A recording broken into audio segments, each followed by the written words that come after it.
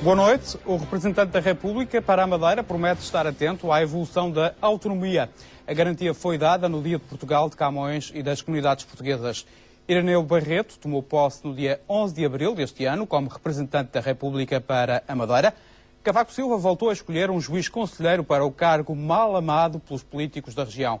Irineu Barreto é o convidado de hoje do programa Entrevista. No vasto currículo do magistrado está a passagem pelo Tribunal Europeu dos Direitos do Homem. Muito boa noite, juiz conselheiro Irineu Barreto. Para já há pouco tempo na Madeira, que balanço é que faz desta passagem, deste cargo de representante da República? Eu cheguei à Madeira no dia 29 de abril. Tenho um mês e poucos dias na Madeira com este cargo. Evidentemente que eu conheço a Madeira, sempre vivi com a Madeira no meu coração, mesmo quando não estava cá. E é muito cedo para fazer balanço. Eu, neste momento, a única coisa que quero fazer é manifestar o meu desejo de que possa desempenhar as minhas funções de um modo positivo, que seja útil à região. Esse é o meu desejo principal. E a adaptação tem sido boa? Não se pode falar em adaptação, porque eu sou um madeirense, eu não preciso de me adaptar à Madeira. Tem agora novas funções, agora como representante da República. Eu preciso me adaptar às minhas funções. E as minhas funções são completamente diferentes daquelas que eu tinha até hoje. Por mim, é um cargo novo, no sentido de que a minha perspectiva não pode ser apenas uma perspectiva jurídica. Eu sou um magistrado de carreira, sou juiz do Supremo Tribunal de Justiça. Toda a minha vida tive que examinar e decidir sobre o que era justo. Agora tenho que ter uma perspectiva que ultrapassa o direito para me perspectivar num campo mais largo em que tenho que ponderar não só o direito, mas outros valores. Doutor, o anterior representante da República, o juiz conselheiro Monteiro Diniz, disse por várias vezes que se sentia isolado. Também sente o efeito desse isolamento num palácio tão grande? Eu vivo no palácio, mas quero viver fora do palácio. Eu, como já tenho dito aos meus amigos, eu tenho muitos amigos na Madeira, uns de longa data, outros mais recentes, porque eu nunca perdi o contacto com a Madeira. Tenho família na Madeira, nunca perdi o contacto com a Madeira. E eu gostava de viver, que me deixassem viver com os madeirenses. A Madeira está cheia de eventos, eu estou aberto, não digo para ir a todos, mas sempre que for convidado eu ponderarei os convites que me fizerem e estarei disposto a viver com os madeirenses, pela Madeira, com a Madeira. Aos fins de semana, é esse o esforço também faz? Está cá fora, junto com os madeirenses? Eu tento, digamos, revisitar a Madeira, ir aos sítios que me são muito queridos. Eu tenho alguns sítios, eu amo as levadas, eu amo os picos. O meu último passeio, quando eu ainda tinha maior resistência física, foi um passeio entre o Arieiro e o Pico Ruivo. Quando era jovem, atravessei a Madeira de Santana, das Queimadas ao Rabassal. Hoje não posso fazer isso, mas vou tentar fazer aquilo que a minha condição física me permite. Eu vou tentar fazer o máximo para visitar lugares que me são queridos. O meu desejo imediato é ir ao Fanal, que me dizem que está maravilhoso. O senhor é natural da Madeira. Como é que foi a sua infância? Eu nasci na Ponta do Sol.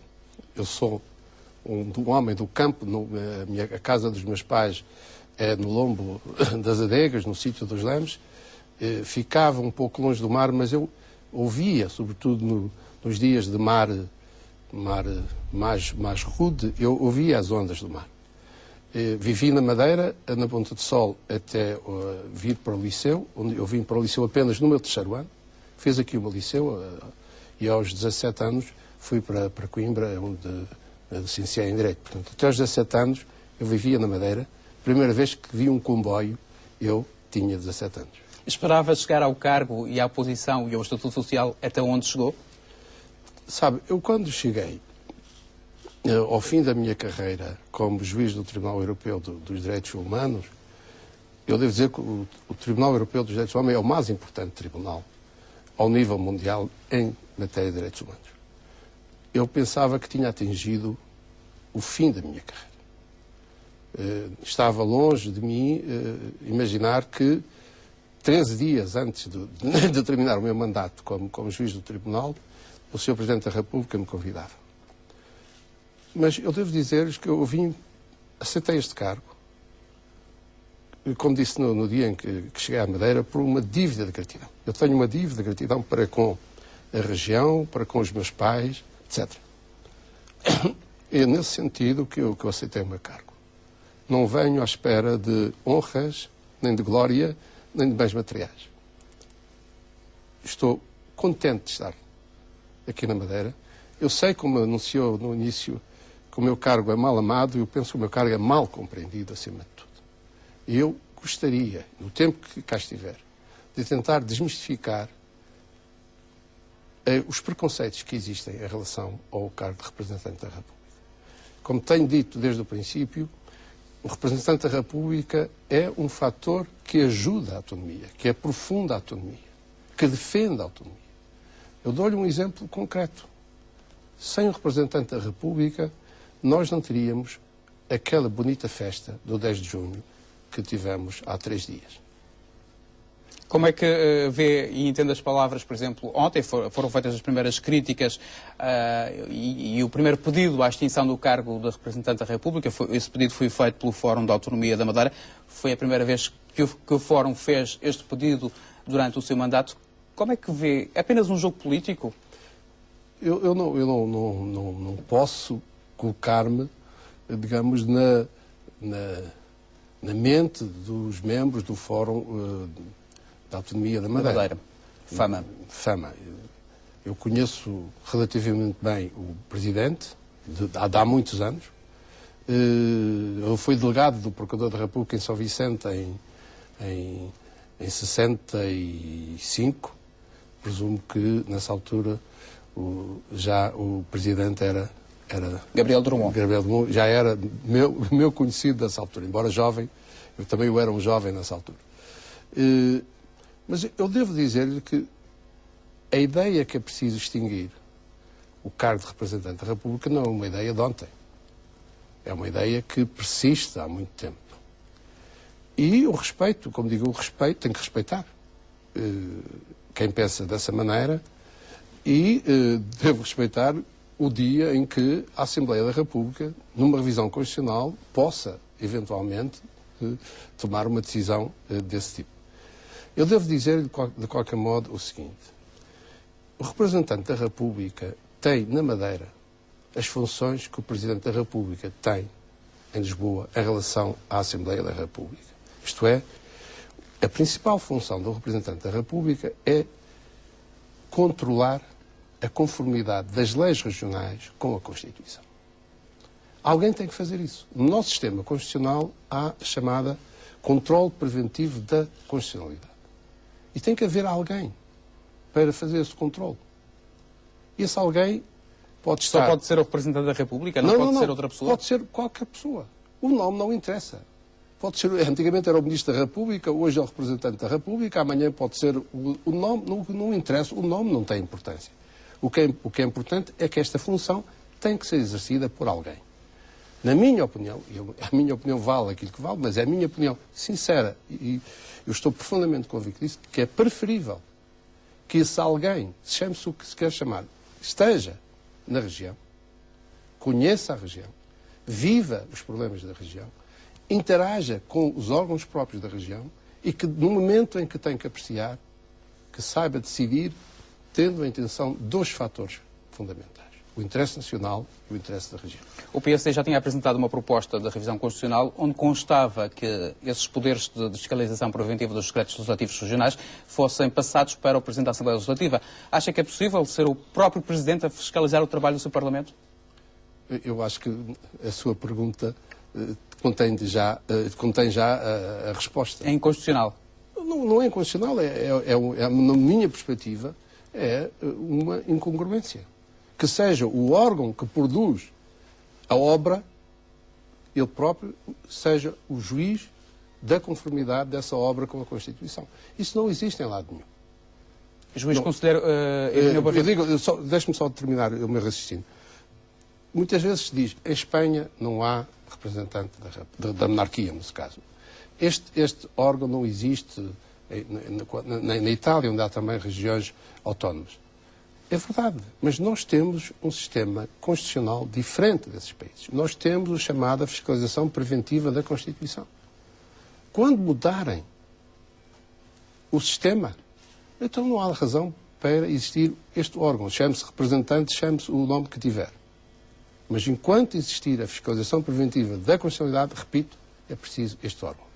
E eu sei, por exemplo, que há partidos que dizem que esse órgão tem que existir, só que podia ser um órgão único para as duas regiões. É uma das soluções. Eu continuo a pensar que a melhor solução é esta, pelas razões que já invoquei há pouco. E vai exercer aquela magistratura de influência que falava no dia 10 de junho? Eu vou exercer a magistratura de influência que me deixarem. Eu estou disponível para exercer essa magistratura. Mas, como sabe, a influência é aquela que me derem. A influência não está inscrita nem na Constituição, nem no Estatuto do Representante da República. É preciso que me considerem, que me estimem e que me consultem. Eu estou aberto, estou disponível. Sr. Juiz Conselheiro Irineu Barreto, qual é o seu relacionamento com os órgãos de governo próprio da Madeira? Eu tenho ótimas relações pessoais, quer com o Sr. Presidente do Governo Regional, quer com o Sr. Presidente da Assembleia Legislativa. Já os conheço há muitos anos. O Presidente do Governo Regional é praticamente meu contemporâneo do liceu. O Presidente da Assembleia Legislativa Regional é um pouco mais velho do que eu, mas é do meu tempo. Posso dizer que pertencemos, não sei se eles vão gostar de dizer isso, mas pertencemos à mesma geração. E eu tenho muita estima pessoal por qualquer um deles. Mas eu conheço as minhas funções e sei quais são as funções de cada um deles. E espero sempre distinguir o que é relação de afeto e o que é relação profissional. E eu quero garantir, como disse, eu quero garantir a todos a maior equidistância que eu consiga em relação aos governos da região e às forças políticas da região.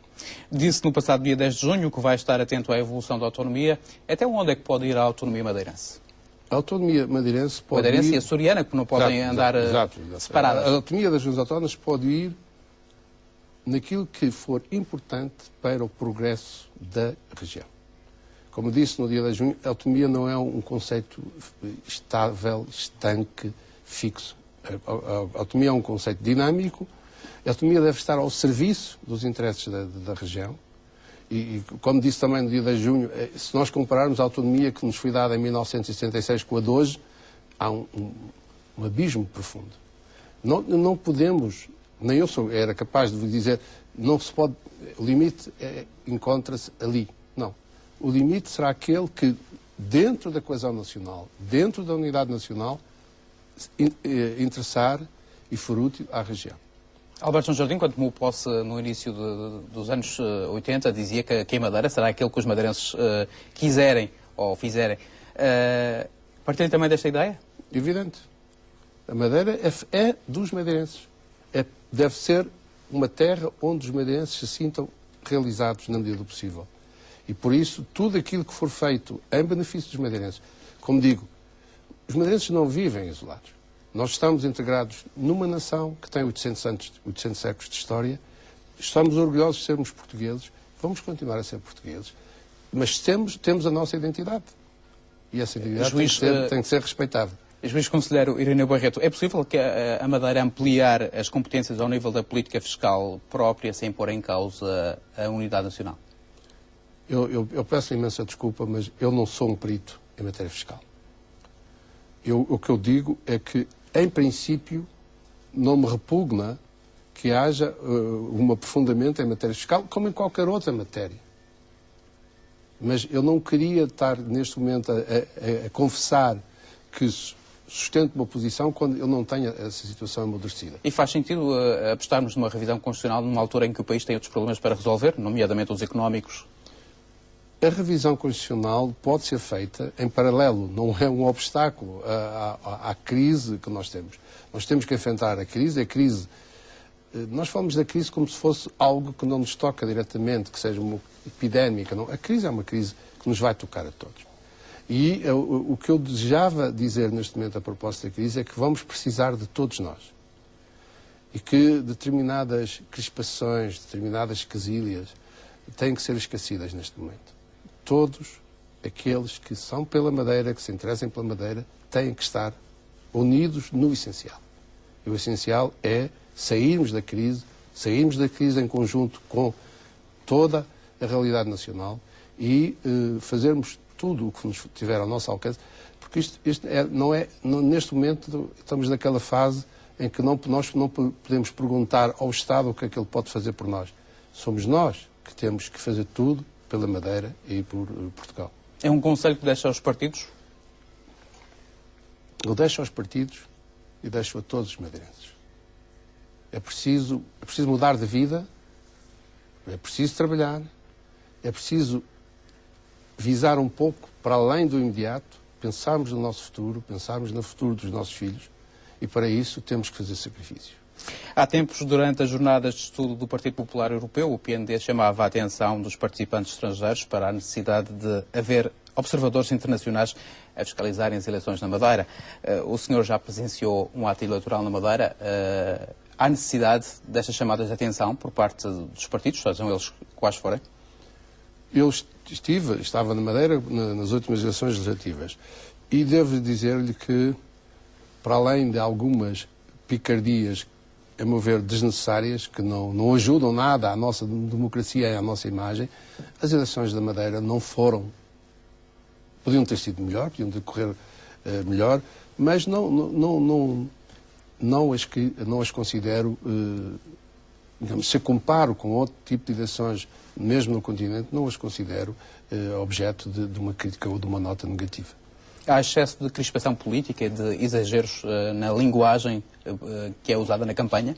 Mas isso é a espuma dos dias. Isso não tem grande importância. O que é preciso é que, no essencial, as pessoas se respeitem. E durante as campanhas há sempre uma ou outra derrapagem. O que é preciso é que as pessoas tenham noção que há limites. Que há uma certa tolerância quando estamos em campanha eleitoral, mas que mesmo em campanha eleitoral há limites. E eu penso voltar a intervir mais tarde sobre esta matéria, mas eu estou um pouco preocupado com as próximas eleições regionais em outubro. E eu permitia-me, desde já, fazer um apelo aos partidos políticos: concentrem-se no essencial, deixem-se de pequenas picardias que não levam a lado nenhum. Quais são os motivos da sua preocupação? São alguns factos que efetivamente ocorreram e que são conhecidos de todos durante a última campanha eleitoral. A presença do PND, por exemplo, nas inaugurações do Presidente do Governo Regional da Madeira? Eu não dizia a presença do PND. Acho que qualquer pessoa, qualquer partido, é livre de se manifestar. Nós estamos em democracia. Agora, temos que respeitar. A democracia é o melhor sistema de governo, é aquele que concede a maior liberdade às pessoas, mas concede também a maior responsabilidade. É preciso que haja um equilíbrio entre os direitos e as obrigações. Se não houver esse equilíbrio, promete intervir? Eu não tenho poderes de intervenção. Eu tenho, mas digo, pode chamar os partidos? Eu posso chamar, mas eles virão se quiserem, porque, como digo, a minha magistratura de influência é aquela que me quiserem dar. Eu estou aberto, estou disponível e mesmo empenhado em conciliar os interesses. Mas é preciso que me deixem fazê-lo. O Dr. Alberto Jardim é um político especial, é um político diferente, digamos assim, por ter estado durante mais de 30 anos à frente do Governo da Madeira? Eu não diria que o Dr. Alberto João Jardim é um político especial. É verdadeiramente um político que tem o valor que tem, que vai às eleições e que as ganha. E nunca ouvi dizer que na Madeira as eleições não fossem livres e honestas. Nunca ouvi. Pode-se criticar, mas sempre ouvi. Eu posso dizer que sigo a vida política da Madeira, embora à distância, há muitos anos, e nunca ouvi ninguém criticar o modo como as eleições da Madeira decorrem. O voto dos cidadãos madeirenses é um voto livre, expresso livremente em urna. Mas como é que entende a posição dos partidos da oposição, digamos assim, deixe passar digamos a redundância, de que há necessidade de uma melhor democracia para a Madeira? Uma melhor qualidade da democracia? Eu acho... A democracia também não é um fim em si mesmo, é um instrumento. Eu acho que sim, que vale a pena debruçarmos e pensarmos em melhorar a democracia na Madeira. Mas eu acho que os partidos da oposição deviam eles próprios refletir um pouco sobre a maneira como agem e interagem na vida política madeirense. A balcanização que existe hoje ao nível dos partidos políticos não ajuda à democracia. Há excesso de partidos na Madeira? Eu não digo que há excesso de partidos, eu digo que a maneira como eles se interagem com a realidade política da Madeira não é melhor. Os partidos podiam existir, mas podiam... Bem, não sou eu que vou dar conselhos aos partidos. Esta é a minha opinião e provavelmente eles serão a sua opinião. Como é que avalia a produção legislativa feita pelo Parlamento Madeirense? Eu sei que está aqui há pouco tempo, está há 2 meses. Não posso fazer um juízo de valor sobre... Mas já leu documentos? Não, ainda não. Ainda não? Ainda não recebi nenhum documento vindo para controle, para a chamada controle preventivo da constitucionalidade. Ainda não recebi. Já recebi diplomas do Governo, que não me causaram qualquer dificuldade. Tenho neste momento 2 diplomas em estudo, mas não tenho ainda nenhum documento vindo da Assembleia Legislativa Regional. Há exageros na linguagem parlamentar? Ele sabe, eu venho de um tribunal, que é o Tribunal Europeu dos Direitos Humanos, onde se consagra há muito tempo a chamada liberdade de expressão. E mais, se diz que os políticos, no exercício da sua ação, devem beneficiar de um estatuto alargado no que diz respeito à liberdade de expressão. E, portanto, talvez por causa disso, não sou muito sensível a quando me falam que um deputado disse isto, o outro deputado disse aquilo. Eu acho que os membros de um Parlamento devem ter a possibilidade de se exprimirem com a maior liberdade possível. Evidentemente que, como disse há pouco, a toda a liberdade corresponde o direito da outra pessoa. O direito à sua vida privada, ao seu bom nome, ao respeito da sua situação. E, portanto, eu não posso dizer-lhe que numa situação precisa houve ou não houve excesso de linguagem. É possível que haja excesso de linguagem, mas, como digo, o que eu espero é que haja tolerância e respeito. Naturalmente deve ter conhecimento do desfraldar da bandeira nazi por parte do deputado do PND. Uma bandeira destas num Parlamento como o nosso não lhe causa impressão? Causa uma impressão. A bandeira em si, onde quer que ela esteja, me causa impressão. Porque, como sabe, o nazismo foi uma chaga inapagável na Europa dos nossos dias. Foram criminosos de guerra que cometeram as maiores barbaridades. E, portanto, qualquer símbolo que se refira a esse período negro da história da Europa só me pode merecer repugnância. O bastonário da Ordem dos Advogados disse em tempos que quem é deputado e faz as leis não deve estar nos tribunais a aplicá-las. Qual é a sua posição e a sua leitura sobre esta afirmação? Eu penso que ele se referia à incompatibilidade entre ser deputado e advogado ao mesmo advogado. É uma opinião do Sr. Bastonário. Eu não queria ir por aí. Eu penso que há deputados que são bons deputados e são bons advogados e que podem conciliar as duas atividades. Mas na Assembleia da República isso não acontece, por exemplo? Na Assembleia da República... Há um regime de incompatibilidades que pode ser muito bem aplicado aqui na Madeira, como defendem alguns partidos da oposição. Eu peço imensa desculpa, mas a ideia que eu tenho é que é possível ser-se advogado ao mesmo tempo que ser deputado na Assembleia da República. E portanto, não vê qualquer mais-valia para... Não vejo nenhum inconveniente. E mais, pode haver até algumas vantagens. O que é preciso é nunca nos perdermos no essencial. Isto é, que um advogado que é deputado deve saber distinguir quando está a ser advogado e distinguir quando está a ser deputado. E nunca confundir os interesses do seu mandato de deputado com os interesses como advogado. Mas isso penso que, em regra, é conseguido. Juiz Conselheiro Irineu Barreto, como é que vê, por exemplo, uma das críticas que se faz à Justiça, que é a morosidade da Justiça em Portugal? Olha, eu tive a alegria de ter, no último fim de semana, colegas meus do meu tribunal, que será sempre o meu tribunal, aqui na Madeira. E a vice-presidente do Tribunal Europeu dos Direitos Humanos deu uma entrevista a um órgão de comunicação social e disse que a morosidade era a gangrena da Europa. Não é a gangrena de Portugal, é a gangrena da Europa. Há um problema grave em toda a Europa no que diz respeito à morosidade da justiça. Nós temos esse problema connosco. O problema é saber como é que se sai. Eu tive a ler, como todos nós estivemos a ler, o chamado memorando da Troika, e para a justiça há 3 verbos: rentabilizar, especializar e reduzir. No fundo, estas 3 ideias. Eu estou de acordo com todas elas. É preciso, na minha maneira de ver, criarmos cada vez mais métodos simples para se conseguir chegar à justiça. Uma pessoa, quando se dirige a um tribunal a pedir justiça, o que eu quero é saber qual é a sua justiça. Não receber uma sentença de 40 ou 50 páginas, das quais ele tem imensa dificuldade em perceber, para no fim lhe dizerem que não tem direito. O que ele precisa é que lhe expliquem, numa linguagem acessível, porque é que ele não tem direito ou porque tem direito. Portanto, nós temos que simplificar todo o processo. Quer o processo civil, quer o processo penal. Nós somos muito, eu não diria garantitivistas, mas somos muito complicados nas coisas do direito. Há toda uma liturgia que, na minha ver, deve ser respeitada, porque a liturgia tem o seu papel, mas deve ser simplificada.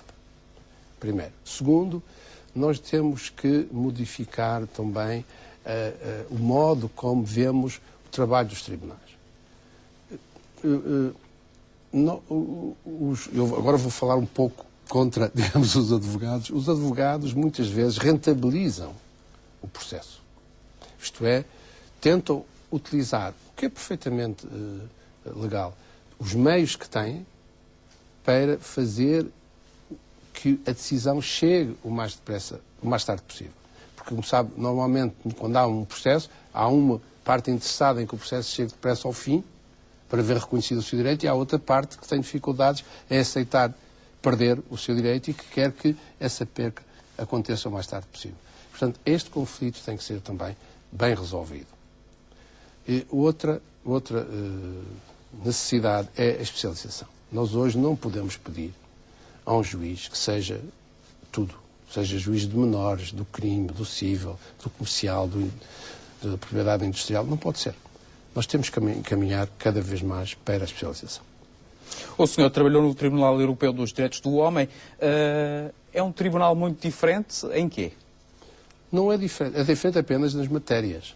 Mas aplica a lei. Isto é, aplica a Convenção Europeia dos Direitos Humanos. Que tipo de queixas é que costumava receber? Bom, morosidade, liberdade de expressão. No que diz respeito a Portugal, morosidade, liberdade de expressão. Tivemos um problema conjuntural, que é um atraso nas indenizações da reforma agrária. Tivemos alguns problemas relacionados com o poder parental, divergências entre os pais em relação aos filhos. Isto em relação a Portugal. Mas as mais graves queixas que nos aparecem lá são aquelas que dizem respeito ao direito à vida e o direito a não ser torturado. E nós temos aí um papel muito importante na defesa desses valores que tocam diretamente com a dignidade humana. E acontecem mais em que países? Eu não queria estar a isolar os países, porque diplomaticamente isso não é muito correto, e hoje já não me considero apenas juiz, eu sou também representante da República numa região autónoma. Eu não queria estar a indicar o país A ou o país B. Como é que podem os portugueses se queixar junto ao Tribunal Europeu dos Direitos do Homem? A queixa é simplicíssima. Basta uma carta. A pessoa pode escrever uma carta na sua língua ao Tribunal, expondo resumidamente as razões por que se queixa e o processo inicia-se. Mas cuidado, há 2 limites isso que são necessários para que a queixa tenha um mínimo sucesso. Primeiro, tem que ser apresentada no prazo de 6 meses a partir da decisão interna definitiva. E segundo, só se pode ir a Estrasburgo quando estão esgotados os meios internos. Porque o Estrasburgo é a última porta. Nós queremos que as questões, as violações que porventura possam existir sejam resolvidas ao nível interno. E só quando, a nível interno, não se consegue obter a reparação, é que se pode ir a Estrasburgo. Juiz Conselheiro Irineu Barreto, a primeira cerimónia oficial presidida por si enquanto representante da República foi no dia 10 de junho. Como foram escolhidos os madeirenses? Há muita gente de valor aqui na Madeira que queria distinguir? Sabe, eu tive alguma dificuldade em escolher, porque eu tomei posse no dia 11 de abril e eu tive que apresentar os nomes até o fim do mês de abril. E mais, vim para a Madeira por razões relacionadas com a conjuntura, com o período da Páscoa, só cheguei à Madeira dia 29. Portanto, eu tive dificuldades em escolher as pessoas.